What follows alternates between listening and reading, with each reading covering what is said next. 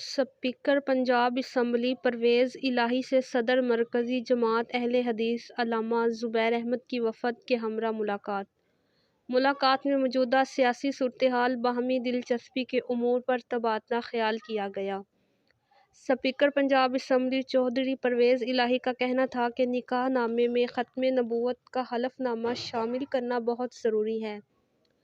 کئی بار ایسا ہوا ہے کہ شادی کے بعد دلہا قادیانی نکلا۔